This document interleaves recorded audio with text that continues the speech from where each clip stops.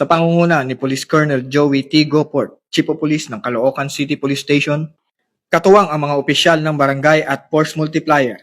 Isinagawa ang Oplan Galugad sa Barangay 132 Bagong Baryo, Caloocan City bilang bahagi ng patuloy na kampanya laban sa kriminalidad at pagpapanatili ng kapayapaan at kaayusan sa komunidad. Layunin ng nasabing operasyon ang mas mahigpit na pagpapatupad ng mga patakaran sa kaligtasan ng publiko sa ilalim ng Safer Cities Initiatives na nakatuon laban sa pag-inom sa pampublikong lugar, paglabag sa curfew at iba pang umiiral na ordinansa ng lungsod.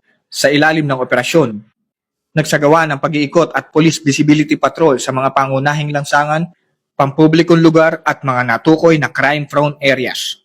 Layunin nitong mapalakas ang presensya ng pulisya at agara makaresponde sa anumang posibleng insidente ng krimen at kaguluhan sa lugar. Kasabay nito, nagsagawa rin ng pag-iinspeksyon sa mga kahinahinalang individual at mahigpit na pagbabantay sa mga mataong lugar. Nakipag-ugnayan din ang mga kapulisan sa mga opisyal ng barangay upang higit pang mapatatag ang seguridad sa nasasakupan.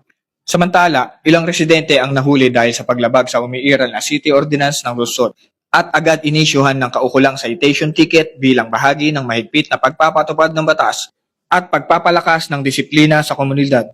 Naging positibo rin ang naging pahayag ng punong barangay at ilang residente na nagpahayag ng suporta sa naturang operasyon. Definitely, magandang hakbang ito ng PNP, no, sa pangunguna ng ating Interior Local Government Secretary, no, at mga kapulisan natin. Siyempre, kikita ng mga tao na seryoso ang mga kapulisan sa ginagawa nating curfew, sa mga pagsisita, sa mga umiinom sa kalsada. Siyempre, ganun din yung mga ating residente, magkakaroon sila ng peace of mind dahil kumikilos ang barangay at ang kapulisan para sa ganitong mga aktibidades. Nagustuhan ko po yung operation ninyo para sa katahimikan po ng barangay, iwas gulo, at saka tama naman po yung pagdisiplina. At saka para maiwasan lahat ng kaguluhan dito sa buong barangay nito kasi pag maraming tambay, maraming gulo, tama lang po ang ginagawa niyo po.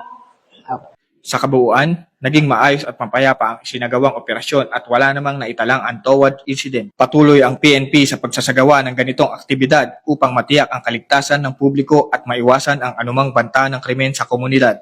Bagong PNP para sa bagong Pilipinas. Serbisyong mabilis, tapat at nararamdaman. Mula rito sa Barangay 132, Caloocan City, ako ang inyong PNN correspondent, Police Corporal Patrick M. Flor, alagad ng batas, tagataguyod ng Balitang Pulis.